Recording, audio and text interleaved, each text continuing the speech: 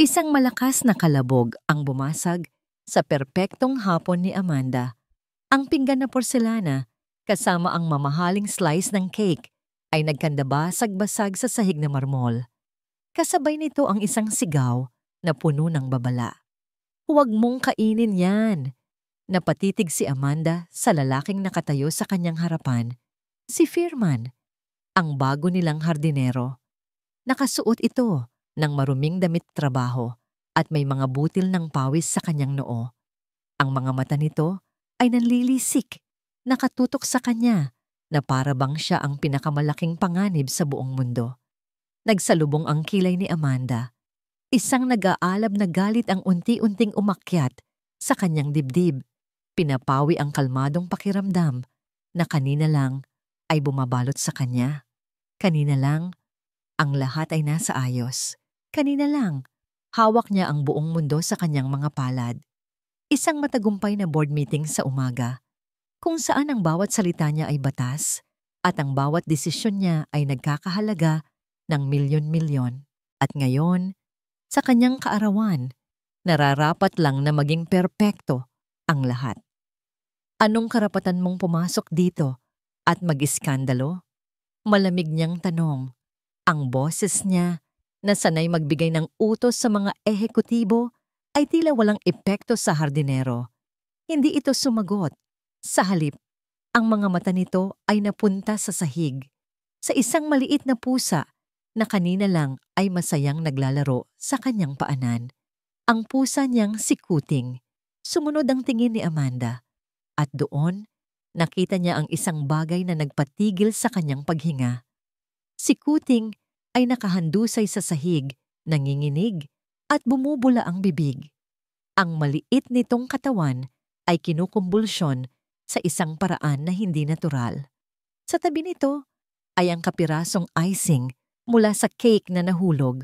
Ang icing na dinilaan nito, ang galit sa dibdib ni Amanda, ay napalitan ng isang matinding kilabot na mabilis na gumapang sa kanyang buong katawan. "Kuting!" Sigaw niya, akmang lalapit sa alaga. "Wag, ma'am!" Ay muling sigaw ni Firman, hinaharangan ang daan niya. "Tulong! Tulungan ninyo ang pusa ko!" Baling ni Amanda sa kanyang tsorizal at Tia Norma na ngayon ay nakatayo na rin, gulat na nakatingin sa eksena. "Diyos ko, Amanda, anong nangyayari?" Nag-aalalang sabi ni Tia Norma, mabilis na lumapit at niyakap siya. Ang yakap nito ay mahigpit, ngunit sa halip na makaramdam ng kapanatagan, mas lalong nanlamig si Amanda. "Ang cake!" "May laso ng cake," sabi ni Firman sa isang boses na mahinahon ngunit puno ng katiyakan. Napatingin si Amanda sa cake na nasa mesa. Maganda ito. Perpekto, pinalamutian ng mga puting rosas na gawa sa asukal. Isang regalong dumating kaninang tanghali. Walang pangalan ang nagpadala. Inakala nilang galing sa isang business partner. Ang kanyang tiyahin pa nga ang nagpumilit na tikman niya ito kaagad. "Tingnan mo ang ginawa mo!" Galit na sabi ni Chorizal.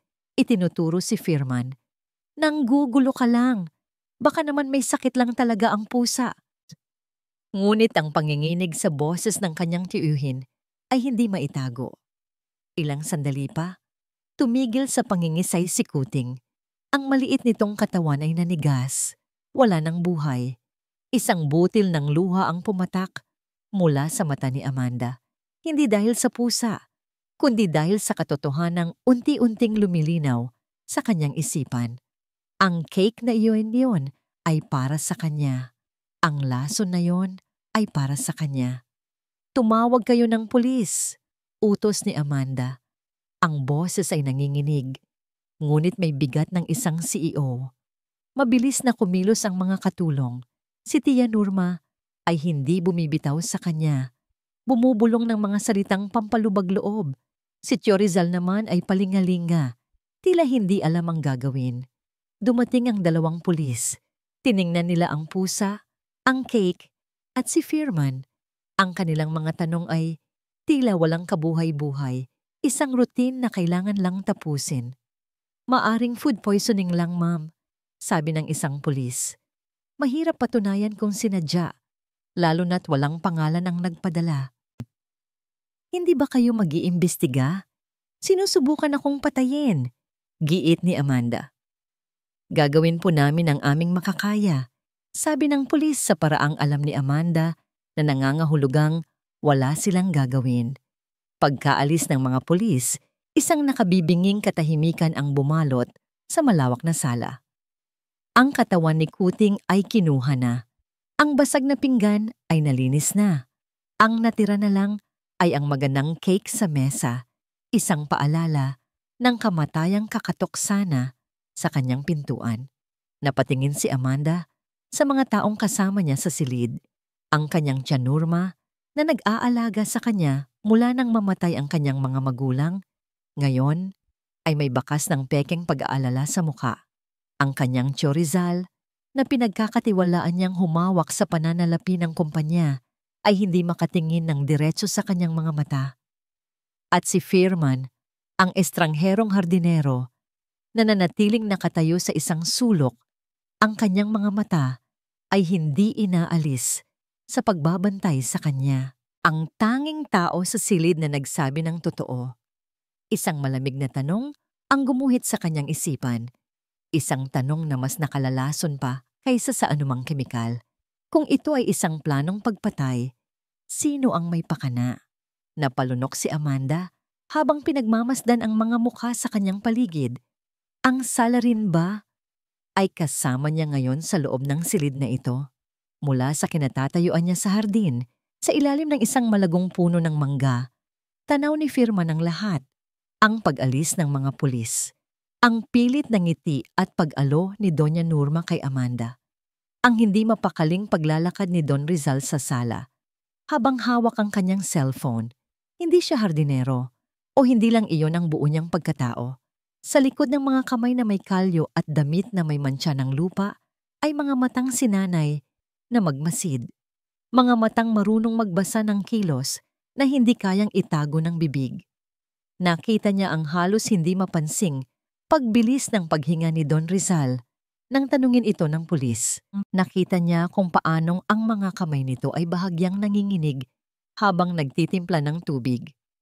At higit sa lahat, nakita niya ang mabilis na pag-utos ni Doña Nurma sa isang katulong na iligpit agad ang lahat ng bakas ng cake bago pa man dumating ang mga investigador. Masyadong mabilis, masyadong malinis. Isang pamilyar na kirot ang gumuhit sa kanyang dibdib. Ang sistema, ang bulok na sistema na minsan niyang sinubukang linisin. Naalala niya ang mukha ni Marco, ang kanyang partner noon, nakangiti, puno ng pangarap. Bago ito natagpuang walang buhay sa loob ng sarili nitong sasakyan, isang biktima ng aksidente. Isang kaso ng korupsyon na ibinaon sa limot, kasama ang hustisya para sa kanyang kaibigan. Iyon ang araw na tinalikuran niya ang kanyang plaka at baril. Ipinangako niya sa sarili na mabubuhay siya ng tahimik, malayo sa gulo, malayo sa mga kasinungalingang kayang bilhin ng pera. Ngunit heto siya ngayon, nakatayo sa gitna ng isang bagong kasinungalingan, at sa gitna nito ay si Amanda. Isang babaeng tila may pader na bakal sa kanyang paligid. Pero kanina, sa isang saglit, nakita niya ang takot sa mga mata nito.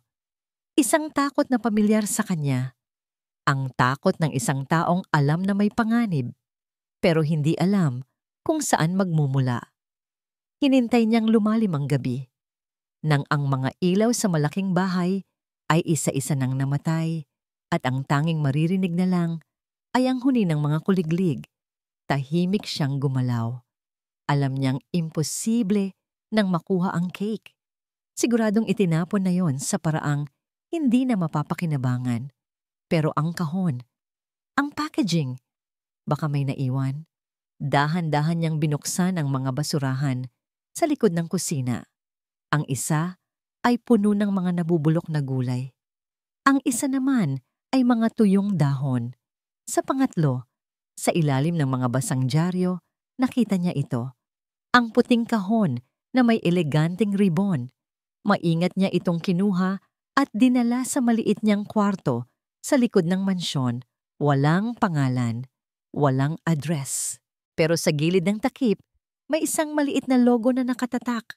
Isang anghel na may hawak na tinapay at sa ilalim nito ay ang mga salitang Angel's Bake Shop. Simple lang, ngunit sa mga mata niyang sanay, may mali. Ang pagkakalimbag ay hindi perpekto. Tila ginawa sa pagmamadali. Kinabukasan, habang nagdidilig ng mga halaman, malapit sa bintana ng library, sinubukan niyang kausapin si Amanda na nag-iisang nagkakape doon. Ma'am Amanda, magalang niyang tawag. Tumingin ito sa kanya. Ang mga mata ay may bakas pa rin ng pagod at pag-aalala. Yes, Ferman? Yung kahon po ng cake. Nakita ko kagabi. May pangalan ng bake shop. Sinubukan kong hanapin sa internet pero wala pong Angel's Bake Shop na nakarehistro kahit saan. Tinitigan siya ni Amanda ng ilang segundo. Isang tingin na tila sinusuri ang bawat hibla ng kanyang pagkatao. Pagkatapos ay isang maliit na buntong hininga ang kumawala rito. Salamat sa iyong pag-aalala, Firman. I appreciate it, pero kaya ko nang asikasuhin to. The police are handling it. Ang pader ay muling nakataas. Ang CEO ay muling naupo sa kanyang trono. Tumango na lang si Firman at tumalikod, dala ang isang bigat sa dibdib. Paano niya ipapaliwanag dito na ang mga pulis na yon ay hindi mapagkakatiwalaan? Na sa mundong ito, ang hustisya ay madalas para lang sa mga kayang magbayad. Bumalik siya sa kanyang trabaho sa hardin, ngunit ang kanyang mga tainga ay nanatiling alerto. Ilang sandali pa, narinig niya ang pagbukas ng sliding door ng library. Si Don Rizal, may kausap ito sa cellphone, ang boses ay pabulong at puno ng pag-aalala. Lumapit si Firman sa isang malaking paso, nagkunwaring inaayos ang halaman. Sapat na malapit para marinig ang pinag-uusapan. Hindi pa niya alam. Sa tingin ko, nanginginig ang boses ni Don Rizal. Oo, delikado na. Kailangan na nating mag-ingat. Anong gagawin natin? May sinabi ang tao sa kabilang linya. Biglang namutla si Don Rizal. Sigurado ka ba? Baka naman may ibang paraan. Muli, may sagot mula sa kabilang linya. Sige, gagawin ko. Ibinaba ni Rizal ang tawag, napasandal sa pader at napahawak sa kanyang dibdib na tila hirap huminga. Mula sa kanyang kinatatayuan, naramdaman ni Firman ang panlalamig ng kanyang dugo. Ang narinig niya ay hindi pag-aalala ng isang tiyuhin para sa kanyang pamangkin. Iyon ay boses ng isang kasabwat na natatakot. Hindi na ito simpleng pagdududa. Ito ay katiyakan. May malaking panganib na bumabalot sa mansyon na ito. At si Amanda ay nasa mismong gitna nito.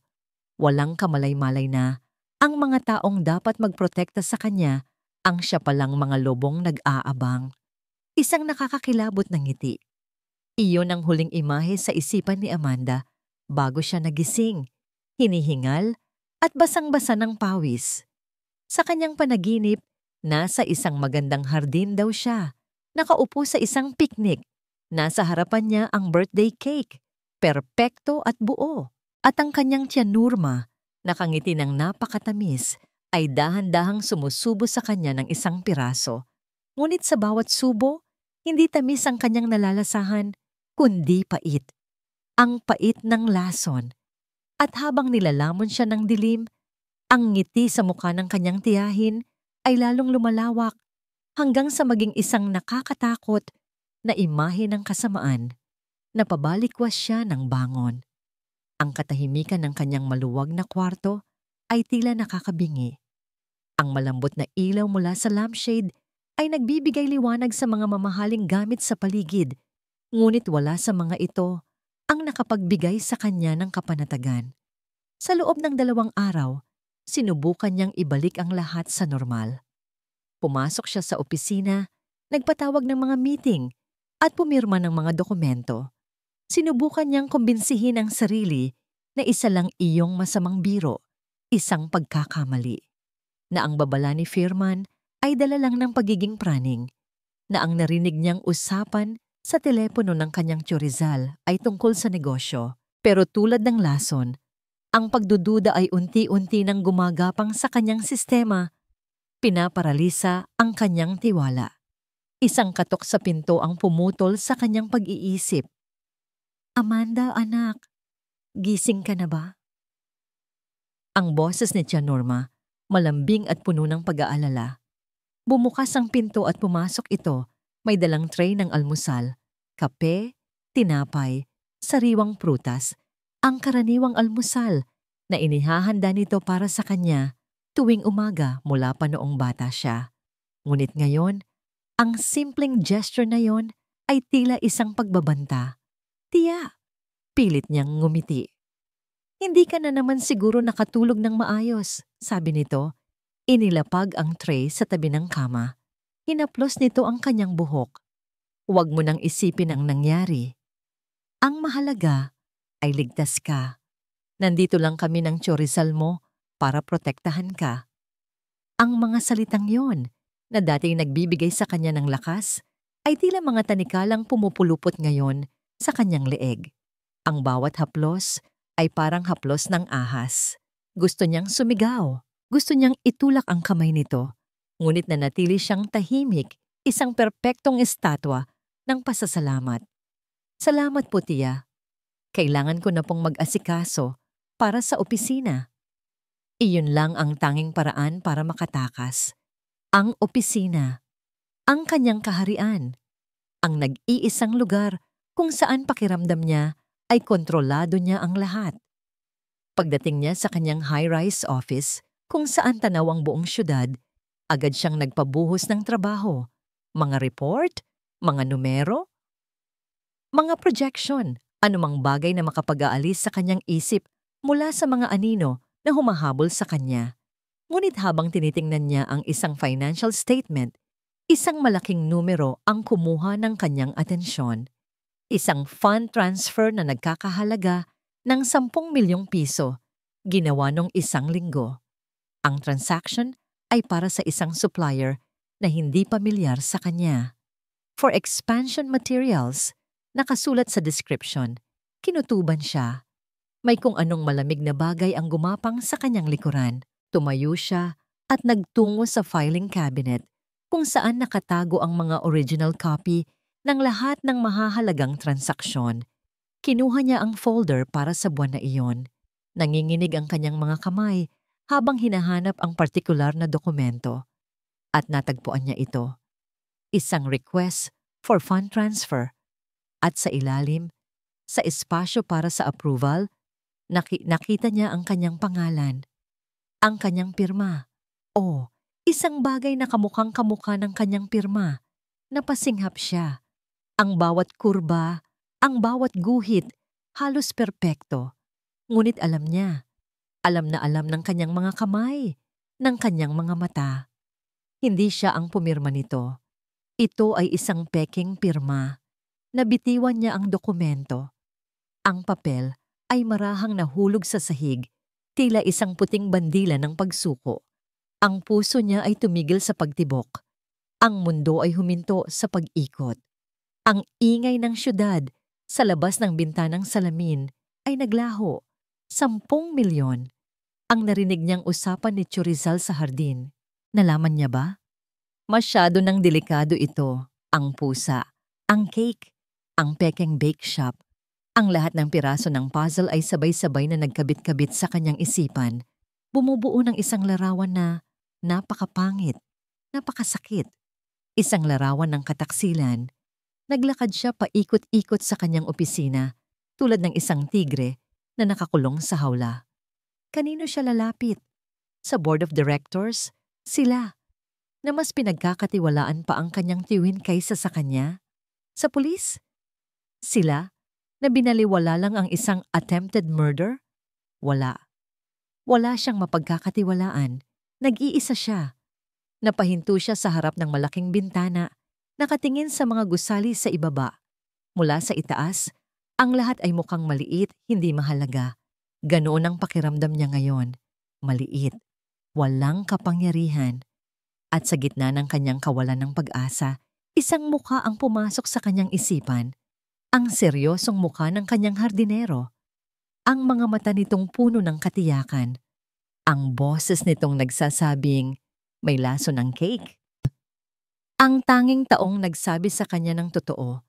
Ang tanging taong sinubukan siyang iligtas. Kinagat niya ang kanyang labi. Nilalabanan ang sariling pride. Siya si Amanda Del Fierro. Hindi siya humihingi ng tulong. Siya ang nagbibigay ng utos. Ngunit ang Amanda Del Fierro na yon ay nasa bingit ng kamatayan. At ang pride ay walang halaga sa harap ng isang libingan. Dinukot niya ang kanyang cellphone. Nanginginig ang kanyang mga daliri habang hinahanap ang numero na ibinigay sa kanya ng head of security para sa lahat ng empleyado. Nakita niya ang pangalan. Firman. Lumabas siya sa balkonahe. Hinahayaan ang malakas na hangin na hagupitin ang kanyang mukha.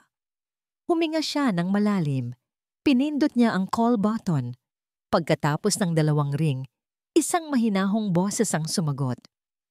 Hello? Napapikit si Amanda. Ang pader na bakal na matagal niyang itinayo sa kanyang paligid ay unti-unting gumuho. Sa isang boses na halos pabulong, basag sa takot at pagpapakumbaba, sinabi niya ang mga salitang hindi niya inakalang sasabihin niya kailanman. Firman, tama ka. Kailangan ko ng tulong mo. Sa isang maliit na coffee shop sa kanto, malayo sa mga matang mapanghusga ng kanilang mundo, nagharap si Amanda at Firman, hindi bilang CEO at hardinero, kundi bilang 2 taong pinag-isa ng isang panganib na hindi pa nila lubusang naiintindihan. Pagpasok pa lang ni Amanda, napansin na ni Firman ang pagkakaiba. Wala ang matigas na aura ng isang ehekutibo. Ang suot nito ay simpleng blusa at pantalon at ang buhok ay nakatali lang. Sa mga mata nito, nakita niya hindi ang kumpiyansa, kundi ang pag-aalala. Salamat sa pagpunta, sabi ni Amanda, umupo sa silyang nasa harapan niya. Tumango lang si Firman, hinintay itong magsalita. Inilabas ni Amanda ang isang kopya ng dokumento mula sa kanyang bag at inilapag ito sa mesa. Ito, isang fund transfer, 10 milyong piso. Hindi ito ang pirma ko. Tinitigan ni Firman ang papel. Hindi niya kailangang maging isang handwriting expert para makita ang katotohanan sa mga mata ni Amanda. Sino pa ang may access sa mga ganitong dokumento? Tanong niya. Ang boses ay kalmado at direkta. Ang Rizal ko. Siya ang CFO at ang assistant ko si Sarah. Pero imposible. Matagal nang nagtatrabaho sa akin si Sarah.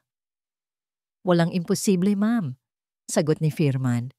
Sa mundong ito, lahat ng tao ay may presyo. Isang mapait na ngiti ang sumilay sa labi ni Amanda. Natutunan ko na nga. Huminga siya ng malalim. Hindi ako pwedeng pumunta sa pulis. Hindi rin ako pwedeng magtiwala sa board. Firman, kailangan ko ng mga mata at tainga sa loob ng bahay. Isang taong hindi nila paghihinalaan. Ano ang gusto mong gawin ko? Gusto kitang kunin bilang personal bodyguard ko. Diretsong sabi ni Amanda. Iyon ang magiging opisyal na dahilan. Para may karapatan kang sumama sa akin kahit saan. Para mabantayan mo ang bawat kilos nila nang hindi sila nagdududa. Natahimik si Firman. Isang bodyguard. Tila isang biro ng tadhana. Siya, na tinalikuran na ang tungkuling magprotekta, ay muling tinatawag para gawin ito. Ayoko na sanang bumalik sa ganitong klaseng gulo, mahina niyang sabi, halos para sa sarili lang. Magbabayad ako. Mabilis na sabi ni Amanda, inaakalang pera ang problema. Umiling si Firman at tinitigan siya ng diretso sa mata. Hindi ito tungkol sa pera, pero tama ka. May panganib at hindi ko pwedeng hayaan na lang. Nagkaroon ng ilang segundong katahimikan. Isang hindi nasasalitang kasunduan ang nabuo sa pagitan nila. Inilahad ni Amanda ang kanyang kamay. Nag-alinlangan si Firman ng isang saglit bago niya ito tinanggap. Ang kamay nito ay malambot, ngunit malamig. Ang pagpisil nito ay mahigpit, isang pagkapit ng isang taong nalulunod. Pagbalik nila sa mansyon, agad silang sinalubong ni Doña Norma sa sala.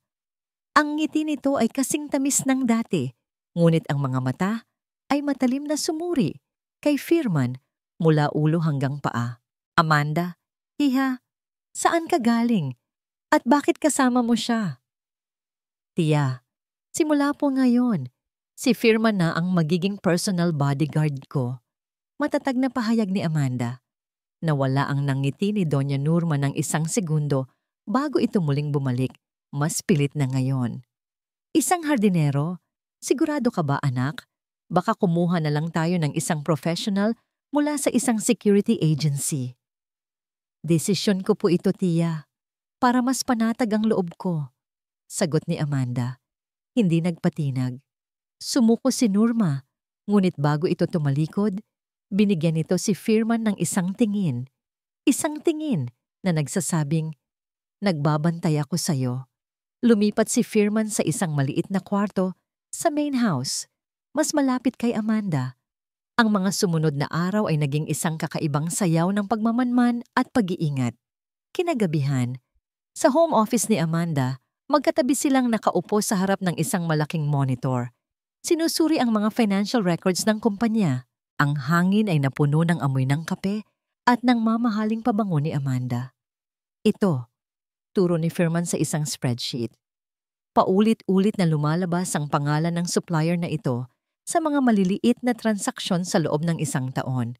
At lahat, may approval code na nagmumula sa computer ng tiyo mo. Paano mo? Gulat na tanong ni Amanda.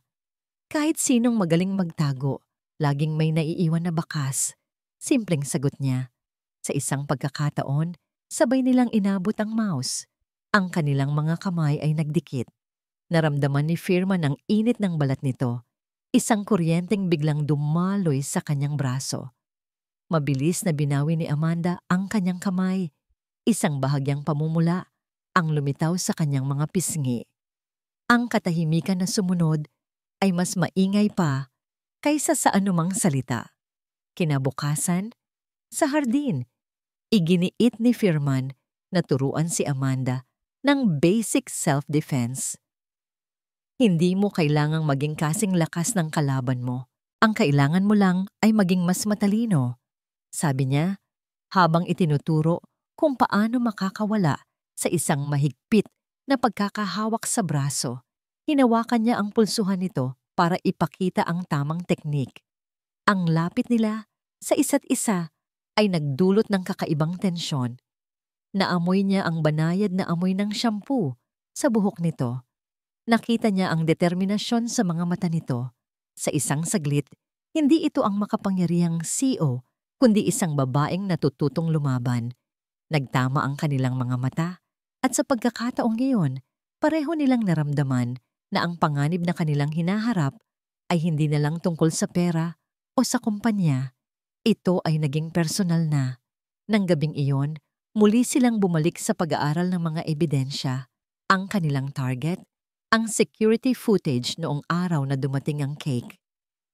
Tingnan mo, sabi ni Firman, itinuturo ang screen. Mula 1:00 p.m. hanggang 1:30 p.m., burado ang recording. Burado? Paanong nangyari yan? Hindi basta-basta nabubura ang mga yan. Kailangan mo ng highest level access para magawa yan. Paliwanag ni Firman. Mabilis na nag-type si Amanda sa keyboard. Binuksan ang system access logs. Ang kanyang mga daliri ay huminto. Ang kanyang muka ay biglang namutla na parang papel. Sino? Tanong ni Firman. Tumingin si Amanda sa kanya. Ang mga mata ay puno ng hindi makapaniwalang sakit. Ang user ID. Nakapangalan sa assistant ko. Kay Sarah. Napabuntong hininga si Amanda. Kasabay ng isang panginginig sa kanyang boses. Si Sarah. Pero si Tia Norma ang nagrekomenda sa kanya sa akin. Ang pangalan ni Sarah na inirekomenda ni Tia Norma ay parang isang malaking batong humarang sa daan ni Amanda. Ang bawat koneksyon ay pabalik sa kanyang tiyahin, ngunit ang kanyang isip ay tumatangging tanggapin ang posibilidad na yon. Si Tia Norma na nag-alaga sa kanya, nagpalaki at nagmahal sa kanya na parang tunay na anak? Imposible. Ang pagkadiskubring ito ay nagtulak kay Amanda na maghalongkat sa mga bagay na matagal nang nakatago. Isang gabi, habang ang buong bahay ay tahimik, pumasok siya sa dating opisina ng kanyang ama. Ang silid ay halos hindi nagagalaw, isang museo ng mga alaala. Ang amoy ng lumang papel at mahogany wood ay bumalot sa kanya. Binuksan niya ang mga drawer, hinahanap ang kahit anong bagay na maaaring magbigay liwanag. Mga lumang kontrata, mga business plan, mga litrato. Sa ilalim ng isang tumpok ng mga papeles, nakita niya ang isang maliit, itim na leather-bound notebook, ang personal na journal ng kanyang ama. Umupo siya sa malaking silyang balat at binuklat ang mga pahina. Ang sulat kamay ng kanyang ama ay pamilyar at matatag. Karamihan sa mga entry ay tungkol sa negosyo, mga pangarap nito para sa kumpanya. Ngunit habang papalapit siya sa petsa ng aksidente nito, nagbago ang tono. May lamat na ang tiwala. Ang kasakiman ay isang ahas na gumagapang kahit sa pinakamalapit sa'yo. At sa isang pahina, ilang araw bago ito namatay, isang entry na nagpatigil sa paghinga ni Amanda. Ang pagtataksil ni N ay mas malalim kaysa sa aking inaasahan. Hindi lang ito tungkol sa pera. Ito ay personal. Kailangan kong mag-ingat. N. Sino si N? Norma? Hindi. Hindi maaari. Mabilis na isinara ni Amanda ang journal, tila napapaso. Ang mga salitang iyon ay nagtanim ng isang buto ng mas madilim na takot sa kanyang puso. Samantala, ginamit ni Firman ang sarili niyang paraan. Tumawag siya sa isang dati niyang kontak sa loob ng police force, isang matandang detective na may utang na loob sa kanya. Tol, kailangan ko ng pabor, sabi ni Firman sa kabilang linya habang nakaupo sa dilim ng kanyang kwarto. Isang bake shop na Angel's Bake Shop. Baka may record kayo. At isang pangalan, Sara De Leon, assistant ng CEO ng Del Fierro Corp. Firman, ikaw ba yan? Akala ko nagtatanim ka na lang ng kamote. Biro ng kausap. Sige, titingnan ko. Pero mag-ingat ka. Ang Del Fierro ay malaking pangalan. Baka natatapakan mo na ang mga paa ng mga higante. Matagal na akong sanay dyan. Sagot ni Firman. Kinabukasan, habang abala si Amanda sa pag-iisip, isang tawag ang dumating sa kanyang private line, isang hindi rehistradong numero. Amanda Del Fierro? Tanong ng isang nanginginig na boses ng matandang lalaki. Yes, speaking. Ako ito, si Mang Jun, driver ng papa mo dati. May kailangan kang malaman tungkol sa aksidente niya. Hindi iyon simpleng aksidente. Nanlamig ang buong katawan ni Amanda. Ano pong ibig niyong sabihin? Magkita tayo. Sa simbahan sa may kanto, mamayang 5:00. Huwag kang magsasama ng iba. Biglang naputol ang linya. Napatulala si Amanda sa telepono. Ngunit bago pa man niya maproseso ang lahat, isa pang tawag ang pumasok. Si Firman. Ma'am, kailangan mong umalis dyan ngayon. Sabi ni Firman. Ang boses ay kalmado, ngunit may diin ng pagmamadali. Ang kontak ko, binalaan ako. May mga taong nagtatanong tungkol sa akin. Alam na nilang nag-iimbestiga ako. Habang sila'y nag-uusap, sa maliit na apartment na tinitirhan ni Firman bago siya pumasok sa mansyon, isang pinto ang marahas na bumukas. 2 lalaking nakasuot ng itim ang pumasok at sinimulang halughugin ang lahat. Itinumba nila ang mga cabinet.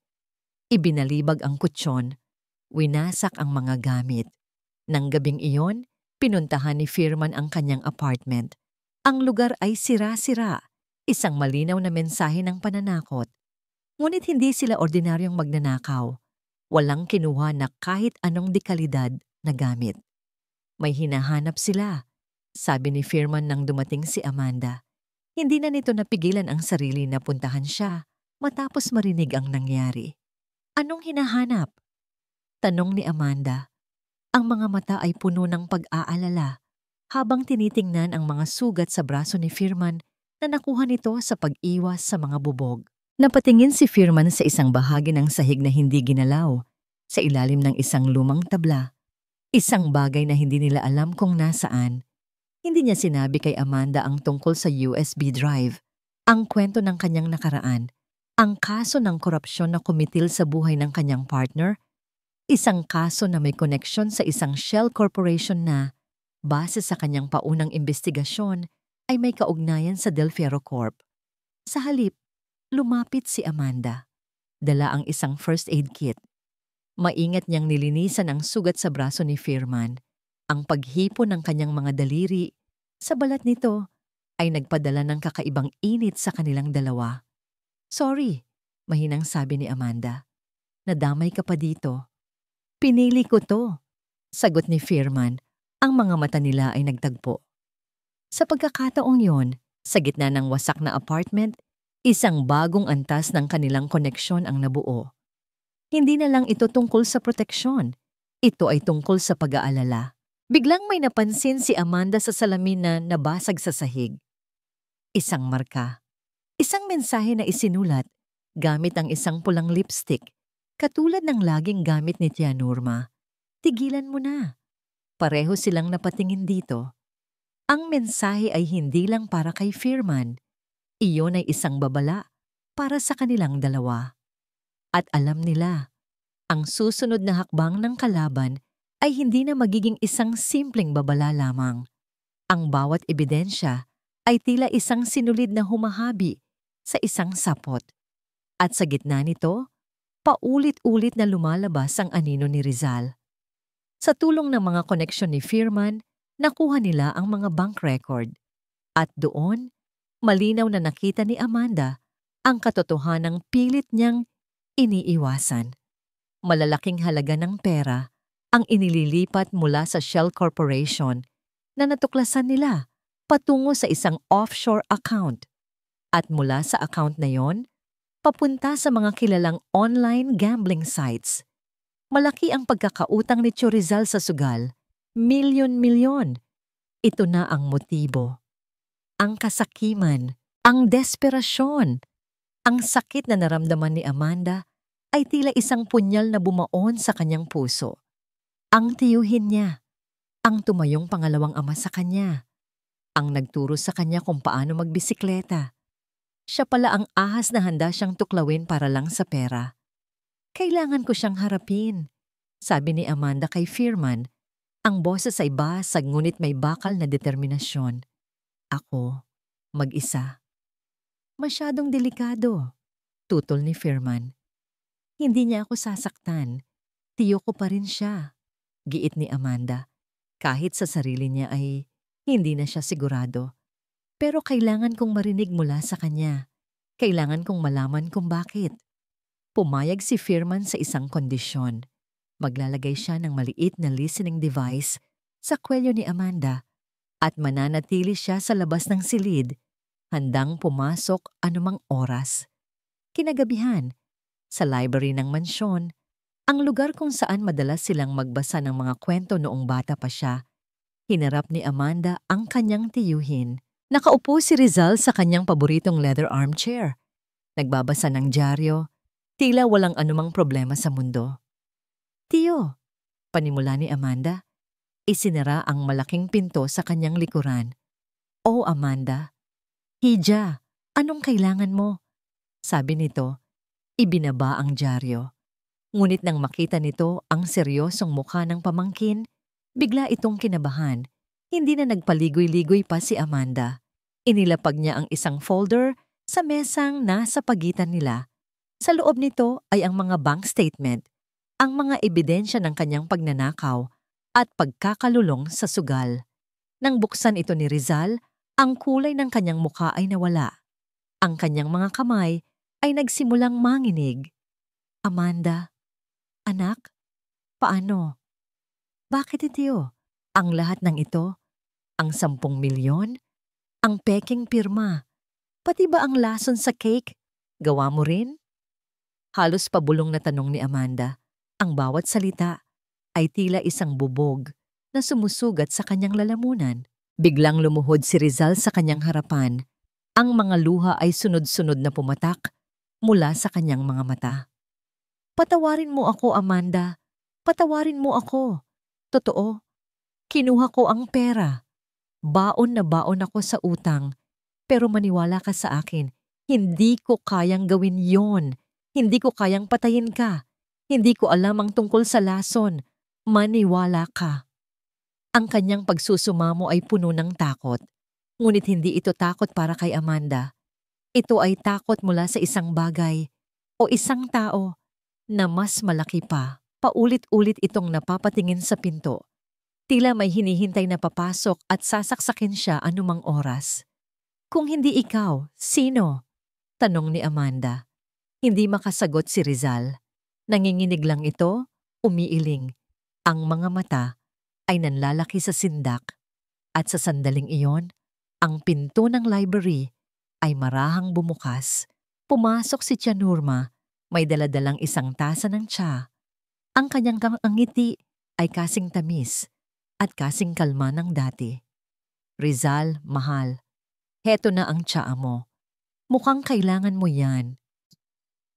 Napatayo si Rizal, ang takot sa mukha niya ay napalitan ng purong pagkasindak nang makita ang asawa. Nurma. Kawawang Rizal, sabi ni Nurma. Ang boses ay malambing pa rin. Habang papalapit sa nanginginig na asawa, palagi na lang siyang gumagawa ng gulo. Laging kailangang linisin ang mga kalat niya. Inabot nito ang balikat ng asawa. Isang gesture na tila nagbibigay ng suporta. Ngunit mula sa labas ng silid, sa pamamagitan ng listening device, narinig ni Firman ang isang bagay na hindi nakita ni Amanda. Ang halos hindi marinig na pag-click ng isang maliit na hiringgilya. Tumingin si Nurma kay Amanda. Ang mga mata nito ay nag-iba. Ang pagmamahal at pag-aalala ay naglaho, napalitan ng isang bagay na napakalamig, napakatalim. Ako na ang bahalang mag-ayos nito, mahal ko, sabi ni Nurma kay Amanda. Ngunit ang mga salita ay para kay Rizal. Naramdaman ni Amanda ang biglang panlalamig sa buong silid. Naintindihan niya. Si Rizal ay hindi ang master, kundi ang tuta, ang utak sa likod ng lahat. Bago pa man siya makakilos, naramdaman ni Rizal ang isang matalim na tusok sa kanyang leeg. Ang kanyang mga mata ay nanlaki. Tumingin siya sa kanyang asawa na may halong gulat at pagtataksil. Bago siya bumagsak sa sahig, walang malay. Napaatras si Amanda, ang takot ay tuluyang bumalot sa kanyang buong pagkatao. Itinapon ni Nurma ang maliit na hiringgilya sa gilid. Tumingin siya kay Amanda. Ang nangiti ay nanatili sa kanyang mga labi. Ngunit ito'y isa ng ngiti na magpapanaginip sa kanya ng masama habang buhay. Ngayon, sabi ni Nurma, ang boses ay kalmado pa rin, ngunit may kasamang lason na higit pa sa anumang kemikal. Tayong dalawa na lang ang mag-uusap. Sa sandaling bumagsak si Rizal, alam na ni Firman na tapos na ang usapan. Isang malakas na sipa ang pinakawalan niya sa pinto ng library. Bumukas ito ng may nakakabinging kalabog. Ang eksenang tumambad sa kanya ay mas masahol pa sa kanyang inaasahan. Si Amanda, napapaatras sa isang sulok habang si Nurma ay kalmadong nakatayo sa tabi ng walang malay na si Rizal. Tila isang reyna na nagmamasid sa kanyang nasasakupan. Firman, ang tanging nasabi ni Amanda, isang halo ng gulat at ginhawa. Ang pagkagulat sa mukha ni Nurma ay tumagal lang ng isang segundo. Mabilis itong napalitan ng isang ngisi. Ang tapat na hardinero, dumating para iligtas ang kanyang prinsesa. Kayong dalawa talaga, bagay na bagay sa isang murang pelikula. Pumalakpak ito ng 2 beses. Mula sa likod ng mga bookshelf at sa terrace sa labas ng library, 2 malalaking lalaki ang lumabas, kapwa may hawak na bakal na tubo. Amanda! Sa likod ko! Sigaw ni Firman habang inilalagay ang sarili sa pagitan ni Amanda at ng mga papalapit na tauhan. Ang kanyang postura ay nagbago. Nawala ang hardinero, ang lumitaw ay ang dating pulis alerto at handa. Dalhin niyo ang lalaki, utos ni Norma. Ang boses ay malamig. Huwag niyo munang patayin. Gusto ko siyang maging mensahe. Sumugod ang dalawang lalaki. Ang una ay humampas pababa, gamit ang tubo, isang galaw na malakas, ngunit mabagal. Mabilis na umilag si Firman sa gilid, hinayaan ang tubo na humampas sa sahig na marmol, na lumikha ng malakas na tunog at nag-iwan ng lamat. Gamit ang momentum ng kalaban, sinunggaban ni Firman ang braso nito, ipinilipit ito sa paraang natutunan niya sa daan-daang training at pinatama ang siko nito sa estante ng mga libro. Isang malutong na tunog ng buto ang narinig, kasabay ng isang sigaw ng sakit. Ngunit bago pa man niya matapos ang isa, ang pangalawang lalaki ay nasa likuran na niya. Iwinawas-iwas ang sarili nitong tubo. Firman, likod mo! Sigaw ni Amanda. Mabilis na lumingon si Firman, sinalubong ang paparating na hampas gamit ang kanyang braso. Naramdaman niya ang matinding sakit, tila 1,000 boltahe ng kuryente ang dumaloy sa kanyang buto. Ngunit hindi niya ito ininda. Hinawakan niya ang tubo at sa isang malakas na hila, naagaw niya ito mula sa kamay ng kalaban. Hawak na niya ngayon ang armas. Ang laban ay naging mas pantay. Nakita ni Amanda ang pagkakataon. Habang abala ang mga tauhan kay Firman, tumakbo siya papunta sa pinto. Ngunit si Norma, na kalmadong nanonood lang kanina, ay mas mabilis. Hinarangan nito ang daan, hinila ang buhok ni Amanda, at idiniin ang isang matulis na letter opener sa leeg nito. Isang galaw pa, Firman, sabi ni Norma. Ang ngiti ay hindi pa rin nawawala. At duduguin ang sahig na ito ng dugo ng iyong mahal na CEO. Natigilan si Firman. Ang tubo na hawak niya ay tila naging napakabigat. Nakita niya ang takot sa mga mata ni Amanda at ang malamig na determinasyon sa mga mata ni Norma. Ito ang kahinaan niya. Ito ang laging nagiging kahinaan niya. Ang pag-aalala sa iba. Bitawan mo siya, sabi ni Firman.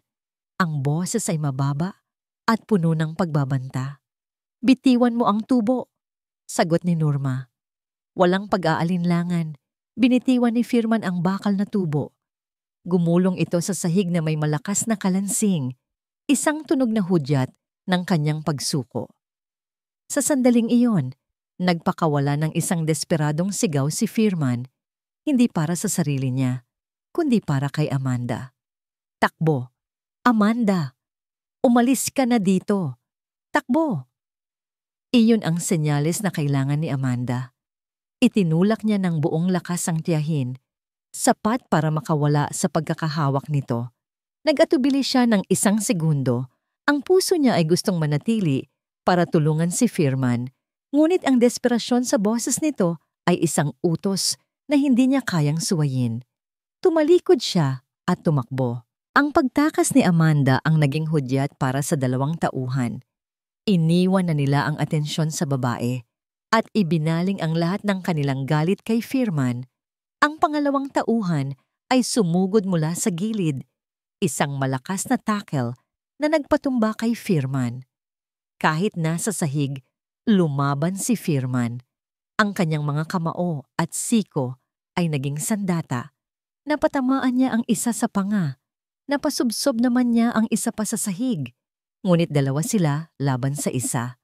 Habang abala siya sa isa, isang matinding sipa ang tumama sa kanyang tagiliran, nagtanggal ng hangin sa kanyang mga baga. Kasunod nito, isang matigas na bagay ang humampas ng buong lakas sa likod ng kanyang ulo. Ang buong silid ay umikot. Ang mga ilaw ay naging maniningning na mga tuldok. Ang mga tunog ay naging isang ugong na lang sa kanyang tainga. Ang huli niyang nakita bago siya tuluyang lamunin ng dilim ay ang anino ni Amanda na nawawala sa pinto at ang demonyong ngiti sa mukha ni Norma na tila nagsasabing, "Panalo na ako." Tumatakbo si Amanda na hindi lumilingon. Ang mga luha ay tumatakip sa kanyang paningin, ngunit hindi siya huminto. Ang bawat yabag niya sa pasilyo ay isang panalangin. Ang bawat paghinga niya ay isang pagsusumamo na sana ay ligtas si Firman. Nakarating siya sa garahe, nanginginig ang mga kamay habang kinukuha ang susi ng kanyang sasakyan. Mabilis niya itong pinaandar at walang pag-iingat na inatras palabas ng gate na nakabukas pa. Pinaharurot niya ang sasakyan sa madilim na kalye, walang patutunguhan. Ang tanging layunin ay ang makalayo. Ilang kanto mula sa mansyon, itinigil niya ang sasakyan sa isang madilim na bahagi ng kalsada. Doon, sa loob ng sasakyan, tuluyan nang bumuhos ang kanyang mga luha. Ang takot ay hinaluan ng matinding guilt. Iniwan niya siya. Iniwan niya si Firman sa kamay ng mga halimaw. Biglang umilaw ang screen ng kanyang cellphone. Isang hindi rehistradong numero ang tumatawag. Alam niya kung sino iyon. Nanginginig niyang sinagot ang tawag. "Kumusta, mahal kong pamangkin?" Ang boses ni Norma sa kabilang linya ay kalmado at masaya na lalong nagpatindig ng kanyang balahibo. "Tia, nasaan siya? Anong ginawa niyo sa kanya?" tanong ni Amanda. Ang boses ay nanginginig sa pinaghalong galit at takot. Isang mahinang tawa ang narinig niya mula sa kabilang linya. Isang tawa na nagpadala ng yelo sa kanyang mga ugat. "Ang siya ba na tinutukoy mo ay ang matapang mong hardinero? Huwag kang mag-alala. Nandito lang siya. Medyo abala sa ngayon. Gusto mo ba siyang kamustahin?" Bago pa man makasagot si Amanda, may narinig siyang isang mahinang ungol ng sakit mula sa background ni Norma, kasunod ng tunog ng isang malakas na sampal. Napapikit ng mariin si Amanda, kinagat ang kanyang labi para pigilan ang sariling mapasigaw. Bawat tunog ng paghihirap ni Firman ay tila isang kutsilyong direktang tumatarak sa kanyang puso. "Hayop ka! Wala siyang kasalanan dito," sigaw ni Amanda sa telepono. Ang luha ay malayang dumadaloy sa kanyang mga pisngi. "Wala. Hija, siya ang pinakamalaking kasalanan sa lahat," malamig na sagot ni Norma. "Kung hindi dahil sa kanya, matagal ka nang tahimik na natutulog sa ilalim ng lupa. Pero huwag kang mag-alala, may pagkakataon ka pang iligtas siya. Ang buhay niya ay nasa mga kamay mo, Amanda." "Anong gusto mo?" "Simple lang. Gusto ko ang lahat," sabi ni Norma. "Bawat piraso ng Del Fierro Corp, ihanda mo ang mga dokumento, isang share transfer agreement. Pipirmahan mo ang lahat sa akin at palalayain ko ang bayani mo." Habang nagsasalita si Norma, nag-vibrate ang cellphone ni Amanda. Isang text message, isang picture message. Nanginginig niyang binuksan ito. Ang kanyang puso ay tila dinurog. Si Firman, nakatali sa isang silya sa isang madilim na silid na tila bodega. Ang kanyang mukha ay puno ng pasa at may dugo sa gilid ng kanyang labi. Ang damit niya ay punit, ngunit kahit sa litrato, sa gitna ng lahat ng sakit at pagod, nakita ni Amanda ang apoy sa mga mata nito. Isang apoy na hindi pa rin namamatay. Isang tingin ng pagsuway na tila nagsasabing lumaban siya. "Napakagwapong larawan, hindi ba?" tanong ni Norma. Tila alam na alam ang epekto nito sa kanya. Isang souvenir mula sa kanyang katigasan ng ulo. "Pakawalan mo siya." Halos paos na nasigaw ni Amanda. Ang isang kamay ay nakakuyom sa manibela. "Ibibigay ko ang gusto mo, ang pera, ang kumpanya, lahat. Huwag mo lang siyang sasaktan." "Magaling," sabi ni Norma. Ang boses ay puno ng kasiyahan ng isang mananalo. "Gusto ko ang tunog niyan, ang tunog ng isang Amanda Del Fierro na natutong lumuhod."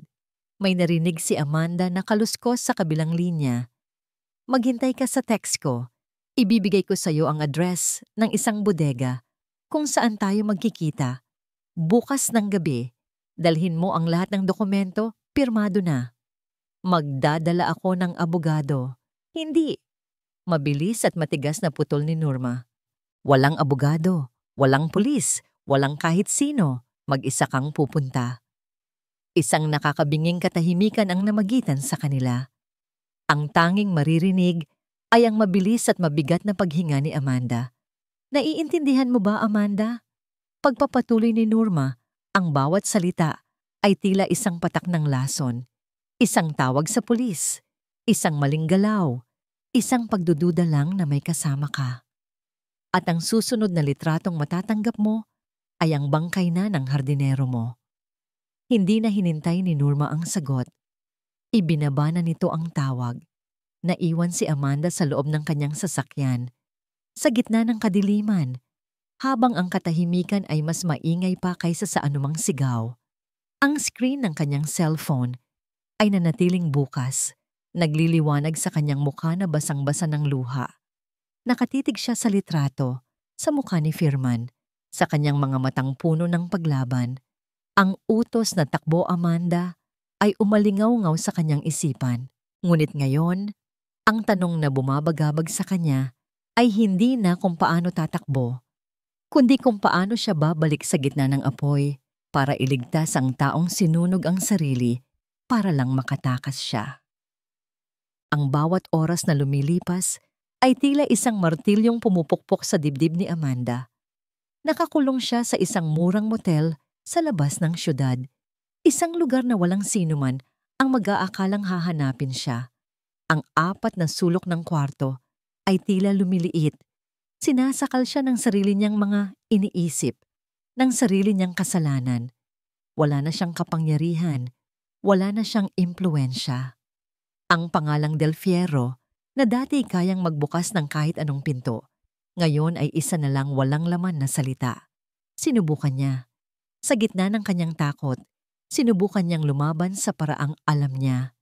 Tinawagan niya ang mga miyembro ng board na itinuturing niyang mga kaibigan, mga taong nakasama ng kanyang ama sa pagbuo ng kumpanya. "Tito Miguel, kailangan ko po ng tulong," sabi niya sa telepono. Ang boses ay desperado. "Si Tia Norma, may masama siyang plano. Kinidnap niya si Amanda, iha." Putol sa kanya ni Don Miguel. Ang boses nito ay malamig at formal, malayo sa dati nilang pagiging malapit. "Nakausap na namin ang Tia Norma mo. Nalaman namin ang tungkol sa iyong mental instability. Ang stress ng pagpapatakbo ng kumpanya, nakakaapekto na sa'yo. Magpahinga ka muna, Amanda. Kami na muna ang bahala sa lahat." Ibinaba nito ang tawag. Sinubukan niya ang isa pa, isang abogadong matagal nang nagsisilbi sa kanilang pamilya. Hindi man lang nito sinagot ang tawag niya. Isa-isa, tinalikuran siya ng lahat. Ang mga taong dati yumuyuko sa kanyang harapan ay siya na ngayong nagtataboy sa kanya. Mabilis kumilos si Norma. Siniraan siya. Ginawa siyang baliw sa mata ng lahat. At naniwala sila. Mas pinaniwalaan nila ang matamis na ngangiti at mga pekeng luha ng isang demonyo kaysa sa kanya. Napahagulhol si Amanda. Isinubsob niya ang kanyang mukha sa unan at sumigaw ng walang tunog. Ang pakiramdam ng pagiging mag-isa ay mas masakit pa kaysa sa anumang pisikal na sakit. Nang tumigil siya sa pag-iyak, ang kanyang mga mata ay napadako sa isang bagay na nakasabit sa likod ng pinto. Ang jacket ni Firman. Ang maruming jacket na suot nito ng gabing iyon na iwan sa kanyang sasakyan sa gitna ng pagmamadali. Dahan-dahan siyang tumayo at kinuha ito. Niyakap niya ang jacket, isiniksik ang kanyang mukha dito. Naamoy niya ang pinaghalong amoy ng lupa, pawis at ang kakaibang amoy na tanging kay Firman lang, ang amoy ng kaligtasan. Naalala niya ang kanilang mga sandali, ang paghawak nito sa kanyang kamay para ituro ang self-defense, ang init ng kanilang mga daliri nang magdikit sa ibabaw ng mouse. Ang seryosong tingin sa mga mata nito nang sabihin nitong, "Pinili ko to." At ang huling sigaw nito, "Takbo, Amanda." Muli na namang bumuhos ang kanyang mga luha. Ngunit ngayon, ito'y mga luha ng matinding pagsisisi. "Patawarin mo ako, Firman," bulong niya sa hangin. "Patawarin mo ako." Hindi na niya kaya. Ayaw na niyang lumaban. Anong silbi ng isang kumpanya kung ang kapalit naman nito ay ang buhay ng isang taong inosente? Ang buhay ng nag-iisang taong nagpakita sa kanya ng tunay na katapatan sa gitna ng kanyang kawalan ng pag-asa. Isang tao lang ang naisip niyang maaring makinig sa kanya nang walang panghuhusga. Nagmaneho siya papunta sa isang maliit na bahay sa isang tahimik na subdivision. Ang bahay ni Manang Celia, ang matandang kasambahay na nag-alaga sa kanya mula pagkabata. Ang tanging natitirang koneksyon niya sa kanyang nakaraan, sa kanyang mga magulang. Pagbukas pa lang ni Manang Celia ng pinto at makita ang itsura ni Amanda, ang magulong buhok, ang namumugto at mapupulang mata, ay niyakap na siya nito ng mahigpit. Doon, sa mga bisig ng matanda, tuluyan ng gumuho ang lahat ng natitirang lakas ni Amanda. Humagulgol siya na parang isang batang nawawala.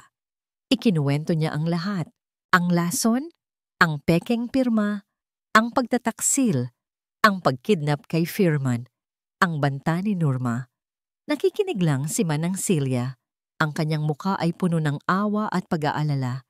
Hinahaplos ang likod ni Amanda.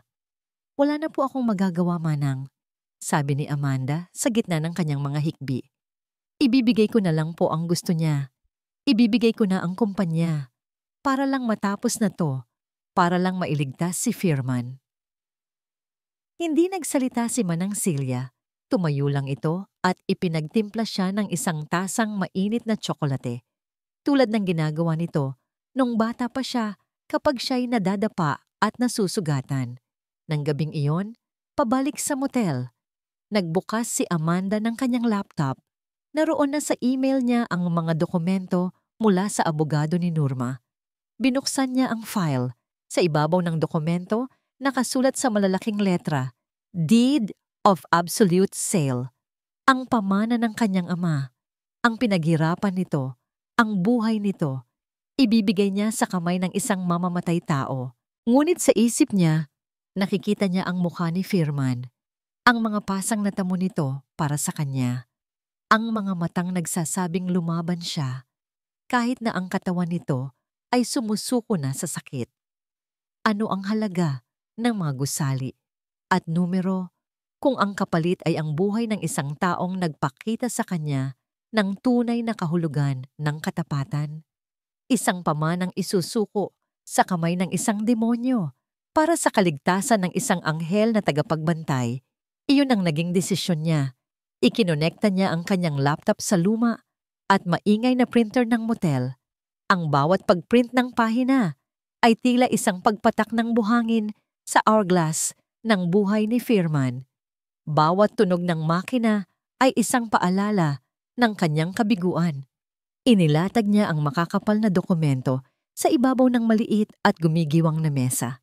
Ang bigat ng mga papel ay tila bigat ng buong mundo sa kanyang mga balikat. Dinampot niya ang isang murang ballpen. Ang kanyang kamay, na sanay pumirma ng mga multimilyong kontrata nang walang panginginig, ay nanginginig ngayon na parang isang dahon sa gitna ng bagyo. Ipinikit niya ang kanyang mga mata. Huminga siya ng malalim. "Para sa'yo to, Firman." Idiniin niya ang dulo ng ballpen sa linya sa ibabaw ng kanyang pangalan. Ang tinta ay malapit nang dumampi sa papel. Isang malakas at sunod-sunod na katok sa pinto ang biglang bumasag sa katahimikan ng kwarto. Napapitlag si Amanda. Ang kanyang puso ay biglang kumabog ng napakabilis. Nabitawan niya ang ballpen. Sino? Paano siya nahanap dito? Mga tauhan ba ni Norma? Dumating na ba sila para tapusin siya? Dahan-dahan siyang lumapit sa pinto. Ang bawat hakbang ay maingat. Sumilip siya sa maliit na butas ng pinto, ang peephole. Ang kanyang pag-aalala ay napalitan ng matinding pagtataka. Sa labas, nakatayo si Manang Celia. Mabilis niyang binuksan ang pinto. "Manang, paano? Paano niyo po ako nahanap?" Hindi sumagot si Manang Celia. Ang mga mata nito ay nakatuon sa mga dokumentong nakalatag sa mesa. Sa ballpen na nahulog sa sahig. Nauunawaan nito ang lahat sa isang tingin lang. Pumasok ito sa loob ng kwarto, may dalang isang luma at maalikabok na baul na gawa sa kahoy halos kasinlaki ng isang kahon ng sapatos. Diretso itong naglakad patungo sa mesa.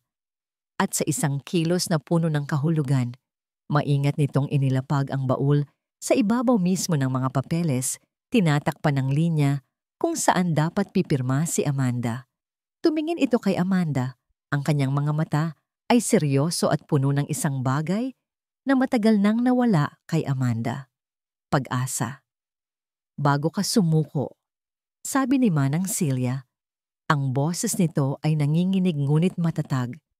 Kailangan mo munang makita ang iniwan ng iyong ama. Nakatitig si Amanda sa lumang baul na nasa ibabaw ng mga dokumento ng pagsuko.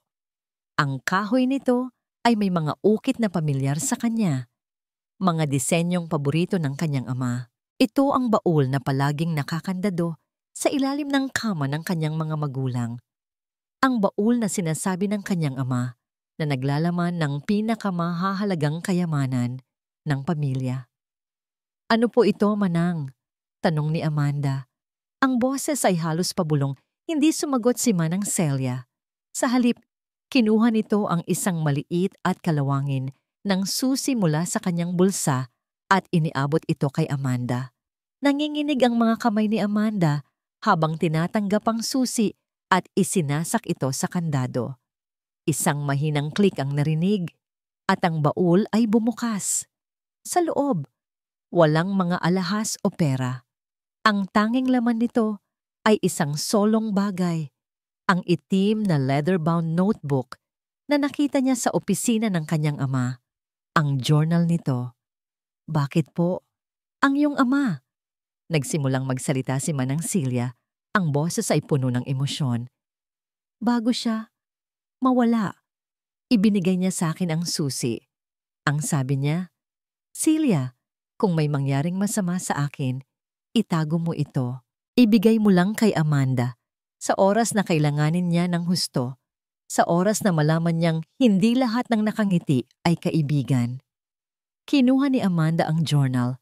Sa pagkakataong ito, hindi niya ito isinara. Binuklat niya ito hanggang sa mga huling pahina, ang mga pahinang puno ng takot at pagdududa. At doon, sa pinakahuling e-entry na isinulat isang gabi, bago ang aksidente, nakita niya ang mga salitang magbabago sa lahat. Sigurado na ako. Si Nurma, hindi si Rizal. Si Rizal ay mahina, isang sunod-sunuran lang.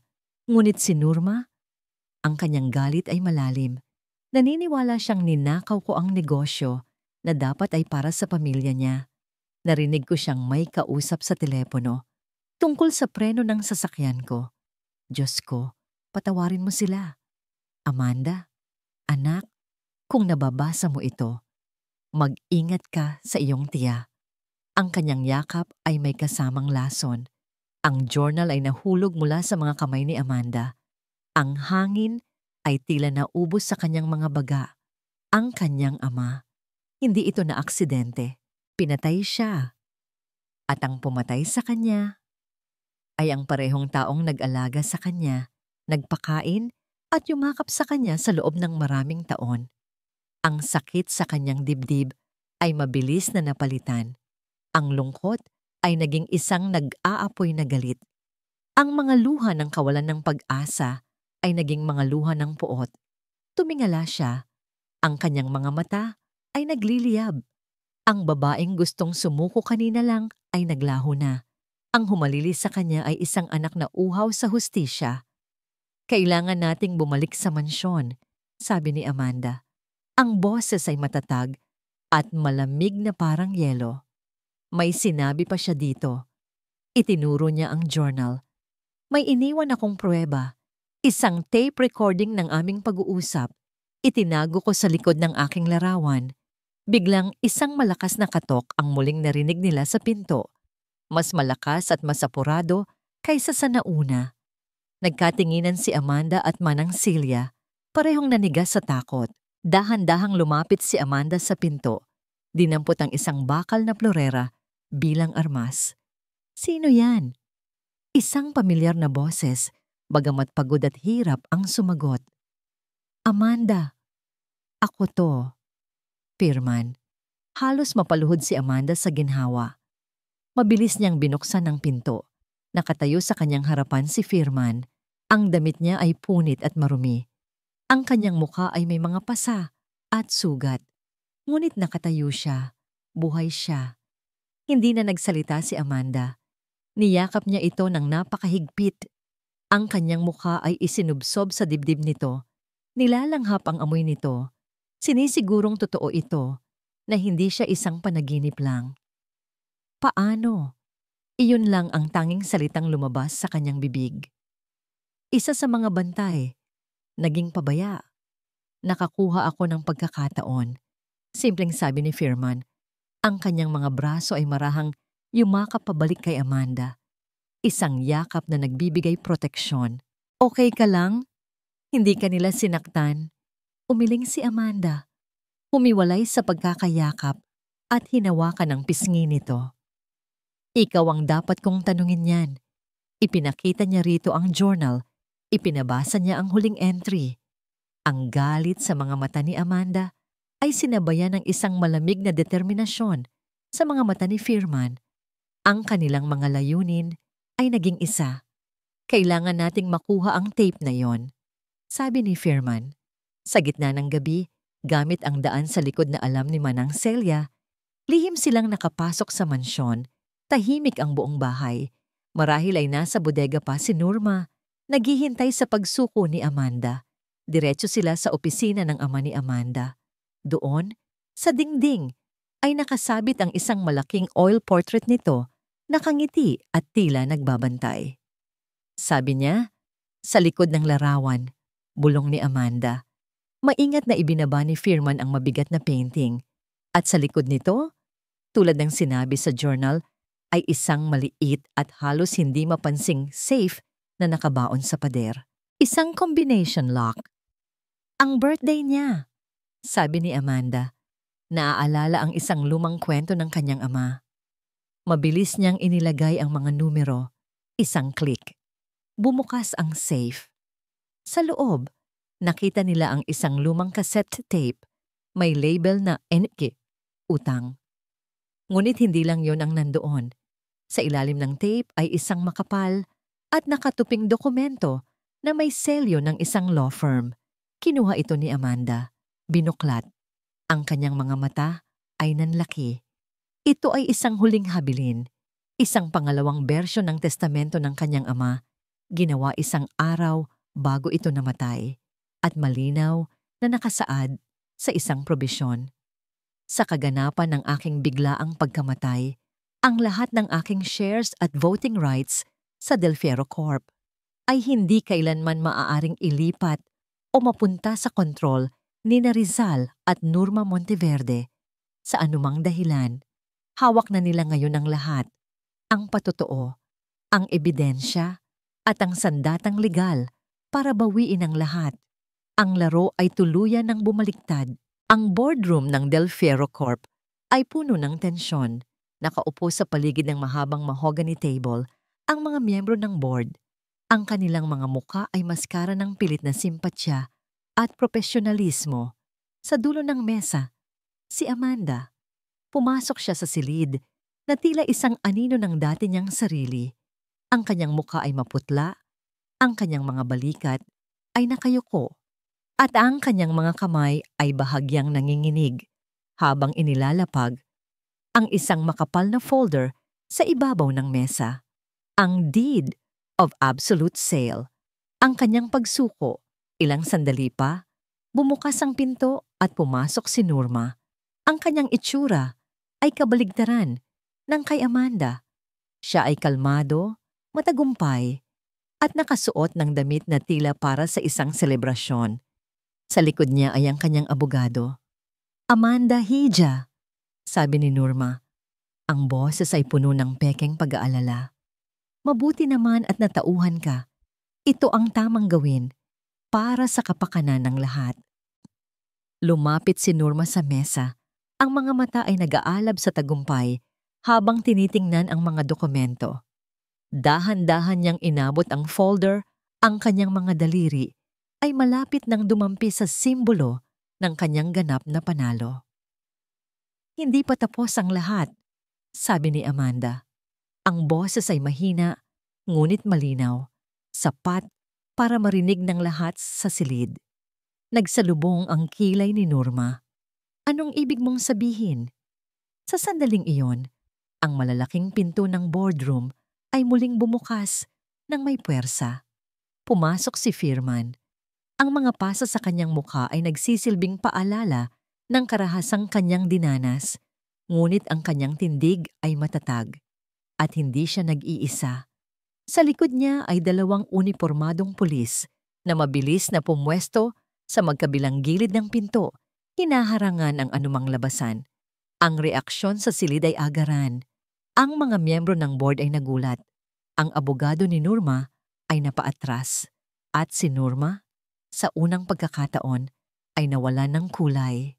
Ang kanyang nangiti ay naglaho, napalitan ng isang anyo ng pagkalito at nagsisimulang takot. Ang anyo ni Amanda ay biglang nagbago. Ang babaeng mukhang talunan kanina ay dahan-dahang tumayo. Ang kanyang likod ay muling naging tuwid at ang kanyang mga mata ay nag-aapoy sa isang galit na matagal niyang kinimkim. Tapos na ang pagpapanggap tiya, malamig niyang sabi. Mula sa kanyang bag, inilabas ni Amanda hindi ang ballpen para pumirma, kundi ang isang maliit at lumang cassette player. Inilapag niya ito sa gitna ng mesa. Ang bawat galaw niya ay deliberate, puno ng bigat. Ano yan? Anoong kalokohan ito, Amanda? Sigaw ni Norma. Ang kanyang boses ay may bahid na ng pagkasindak. Hindi sumagot si Amanda. Pinindot lang niya ang play button. Isang kaluskos ang unang narinig at pagkatapos, ang boses ng kanyang ama nanginginig at puno ng takot. Norma, wag mong gawin to. Pamilya tayo. Kasunod nito, ang boses ni Norma mas bata ngunit kasing lamig at kasing laso ng ngayon. Pamilya. Kinuha mo ang lahat ng dapat ay sa amin. Ang negosyo, ang pera, ang respeto. Ngayon, babawiin ko ang lahat. Unti-unti. Anong gagawin mo? Tanong ng ama ni Amanda. May sira ang preno ng sasakyan mo, bayaw. Isang maliit na sira. Sana ay mag-ingat ka sa iyong pagmamaneho bukas. Sagot ni Norma na sinundan ng isang mahina at nakakakilabot na halakhak. Pinindot ni Amanda ang stop. Isang nakabibinging katahimikan ang bumalot sa silid. Ang mga miyembro ng board ay nakatingin kay Norma. Ang kanilang mga mukha ay puno ng pangingilabot at hindi makapaniwala. Ang kalmadong maskara ni Norma ay tuluyan ng nabasag. Ang kanyang mukha ay namula sa matinding galit. Hindi totoo yan. Gawa-gawa niyo lang yan. Isang desperadong pagtatangka mula sa isang baliw. Baliw? Tanong ni Amanda. Ang kanyang boses ay tumaas. Ako ba ang baliw? O ang babaeng pumatay sa sarili niyang bayaw? Ang babaeng nagtangkang lasunin ang sarili niyang pamangkin para sa pera? Ang babaeng nagpabugbog sa isang inosenteng tao? Dapat sa amin ang lahat ng ito. Sigaw ni Norma, tuluyan nang nawala sa sarili. Ang kanyang pinakatatagong galit at inggit ay sumabog na parang isang bulkan. Matagal ko itong pinlano. Bawat ngiti, bawat yakap, lahat yon ay bahagi ng plano. At ikaw, dinuro niya si Amanda, ikaw ang pinakahuling hadlang. Dapat ay namatay ka na kasama ng walang kwenta mong ama. Sa sobrang galit, sumugod si Norma paikot sa mesa, akmang sasaktan si Amanda. Ngunit bago pa man siya makalapit, mabilis na humarang si Firman. Hinawakan ang kanyang mga braso nang may sapat na lakas para pigilan siya. Lumapit ang mga pulis. Ang tunog ng pag-click ng posas sa mga pulsuhan ni Norma ay ang pinakamatamis na musikang narinig ni Amanda. Hindi pa tayo tapos, Amanda! Sigaw ni Norma habang kinakaladkad siya palabas. Hindi pa tayo tapos! Humarap ito sa huling pagkakataon bago tuluyang mawala sa pinto. Tumingin ito ng diretso kay Amanda at sa mga mata nito nakita ni Amanda ang isang pangako. Isang pangako ng walang hanggang paghihiganti. Ang mga miyembro ng board ay isa-isang tumayo, hindi makatingin kay Amanda. Ang kanilang mga mukha ay puno ng hiya. Walang nagsalita. Tahimik silang umalis. Iniiwan si Amanda sa gitna ng silid na naging saksi sa kanyang pagbagsak at sa kanyang muling pagbangon. Nang sa wakas ay wala ng tao. Naiwan silang dalawa ni Firman sa malawak at tahimik na boardroom. Tumingin si Amanda sa paligid, sa mga iniwang papeles, sa nabaling tensyon. Isang malalim na hininga ng pagod at kaluwagan ang kumawala sa kanya. Lumapit si Firman sa kanyang tabi. "Tapos na," mahina niyang sabi. Tumingin si Amanda sa kanya, sa mga pasang nagsisimula na ng maghilom, sa mga matang hindi siya iniwan, at sa unang pagkakataon, sa loob ng napakatagal na panahon, sa gitna ng gulo at pagkawasak, naramdaman niyang ligtas siya. Ilang linggo na ang lumipas, ang unos ay dumaan na, at ang kalmadong liwanag ng araw ay muling sumikat sa Del Fierro Corp. Ngunit ang liwanag na yon ay iba na. Mas mainit, mas totoo. Ang dating malamig at halos hindi maabot na CEO ay madalas na ngayong nakikitang naglalakad sa mga pasilyo ng kumpanya, hindi para mag-inspeksyon, kundi para kumustahin ang kanyang mga empleyado. Ngumingiti siya, tinatawag sila sa kanilang mga pangalan at tinatanong ang tungkol sa kanilang mga pamilya. Ang pader na bakal na dating nakapalibot sa kanya ay tuluyan ng gumuho, pinalitan ng isang tulay na gawa sa respeto at tunay na pag-aalala.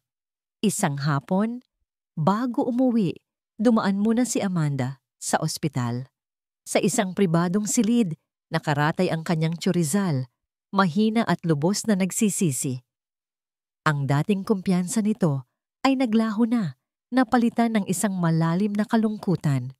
Umupo si Amanda sa tabi ng kama nito. Hindi galit ang nasa puso niya, kundi isang uri ng malungkot na pagtanggap. "Patawarin mo ako, Amanda." "Anak," hirap na sabi ni Rizal, ang mga luha ay namumuo sa gilid ng kanyang mga mata. "Nabulag ako. Nagpadala ako sa takot, sa kasakiman." Hinawakan ni Amanda ang kamay nito, isang gesture na ikinagulat ng kanyang tiyuhin. "Pinapatawad na kita, tiyo." Mahina niyang sabi, "Hindi para sa'yo, kundi para sa akin. Para makalaya na ako sa sakit na idinulot ng nakaraan." Pag-alis niya sa ospital, isang pakiramdam ng kapayapaan ang bumalot sa kanya. Napatawad na niya ang kahinaan ng kanyang tiyuhin. Nahaharap na sa hustisya ang kasamaan ng kanyang tiyahin. Ang kumpanya ay ligtas. Ngunit sa kabila ng lahat, may isang piraso pa rin na tila kulang. Isang piraso na alam niyang matatagpuan lang sa isang lugar.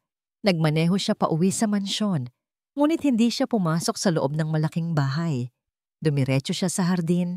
Ang hardin sa hapon ay payapa. Ang mga bulaklak ay namumukadkad at ang amoy ng damo ay sariwa. Sa lugar na yon, kung saan nagsimula ang kanyang bangungot, dun din niya inaasahang matatagpuan ang simula ng kanyang bagong buhay. At natagpuan niya ito. Sa tabi ng maliit na kubo sa dulo ng hardin, nakita niya si Firman, ngunit hindi ito nag-aalaga ng halaman. Inaayos nito ang laman ng isang luma at gastado ng backpack. Ang iilang damit nito, isang libro, ang kanyang mga gamit. Isang malamig na takot ang biglang gumapang sa puso ni Amanda. Aalis siya. "Aalis ka?" tanong ni Amanda. Lumalapit. Napalingon si Firman, bahagyang nagulat. "Ma'am Amanda, tumayo ito ng tuwid. Tapos na ang trabaho ko dito. Ligtas ka na. Ang kumpanya ay maayos na. Panahon na para bumalik ako sa dati kong buhay." "Dati mong buhay?" ulit ni Amanda. "Ang pagtatago? Ang pag-iisa?" Napayuko si Firman, hindi makatingin ng diretso sa kanya. "Hindi ako bagay dito, Amanda. Isa kang CEO. Mayaman, makapangyarihan. Isa lang akong hardinero." Lumapit si Amanda. Huminto sa mismong harapan niya. Inabot niya ang kamay nito, ang kamay na magaspang at may kalyo, ang kamay na sumalo sa kanya nang siya'y babagsak na. Hindi mo ba naiintindihan, Firman? Sabi niya. Ang boses ay nanginginig sa emosyon. Bago ka dumating, ang buhay ko ay parang isang perpektong salamin. Makintab sa labas, pero malamig at walang buhay. Nakakulong ako sa sarili kong tore, tinitingnan ang mundo mula sa itaas, pero hindi ko nararamdaman. Ikaw ang bumasag sa salamin na yon. Ipinakita mo sa akin kung ano ang totoo. Tumingin siya nang diretso sa mga mata nito, hinahayaan nitong makita ang lahat ng nasa kanyang puso. Hindi lang buhay ko ang iniligtas mo, Firman. Iniligtas mo ang kaluluwa ko. Nakita niya ang pagbabago sa mga mata ni Firman. Ang pag-aalinlangan ay unti-unting napalitan ng pag-unawa ng isang emosyong matagal na nitong itinatago. Akala ko, nagsalita si Firman, ang boses ay halos pabulong. Akala ko, tapos na akong maniwala sa mga tao na ang mundo ay puno lang ng kasinungalingan. Pero ikaw, tinuruan mo akong umasa ulit. Dahan-dahang itinaas ni Firman ang kanyang kamay at marahang hinaplos ang pisngi ni Amanda. Ang paghipo nito ay mas banayad pa kaysa sa mga talulot ng rosas sa kanilang paligid. At doon, sa gitna ng hardin kung saan nagsimula ang lahat, sa ilalim ng papalubog na araw, ang kanilang mga labi ay nagtagpo. Hindi ito isang halik ng pagnanasa, kundi isang halik na puno ng pasasalamat, ng pangako, at ng isang bagong simula. Isang tahimik na pag-amin na ang kanilang mga wasak na piraso ay magkasamang bubuo ng isang bagay na mas maganda at mas matatag. Nang sila'y maghiwalay, magkahawak pa rin ang kanilang mga kamay, nakatingin sa isa't isa na tila ngayon lang talaga sila nagkita. Isang maliit na ngiti ang sumilay sa labi ni Firman. So anong susunod na plano, Ma'am CEO? Ngumiti pabalik si Amanda, isang ngiti na malaya, masaya, at puno ng pag-ibig. Ang plano ay Amanda na lang at sa tabi mo. At dito nagtatapos ang kwento ni na Amanda at Firman. Mula sa kaibuturan ng aking puso, maraming salamat sa inyong paglalakbay kasama nila. Salamat sa bawat minutong inilaan ninyo upang pakinggan ang kanilang mga pagsubok, kanilang mga luha, at kanilang tagumpay. Bawat kabanata na aking isinulat ay isang paglalakbay din para sa akin.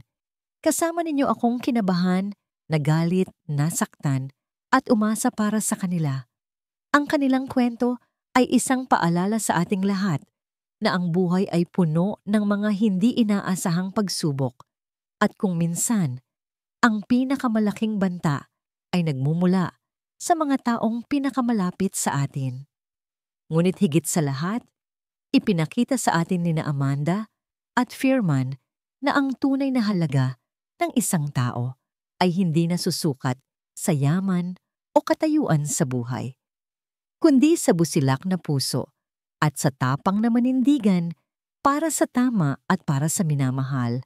Ito ay isang kwento ng pag-asa, isang paalala na ang tunay na pag-ibig ay maaring matagpuan sa mga lugar na hindi natin inaasahan at ang pagpapatawad sa iba at sa ating sarili ang siyang tunay na susi sa isang mapayapang bagong simula. Sana po ay nag-iwan ng isang mahalagang aral at inspirasyon sa inyong mga puso ang kwentong ito. Hangad ko pong marinig ang inyong mga saloobin. Huwag po kayong mag-atubiling mag-iwan ng komento sa ibaba. Ano ang inyong paboritong eksena? Anong aral ang tumatak sa inyong isipan? Ang inyong mga komento ang nagsisilbing inspirasyon sa akin upang magpatuloy sa pagsulat. Hanggang sa ating muling pagkikita sa susunod na kwento. Maraming salamat po at mag-iingat kayong palagi.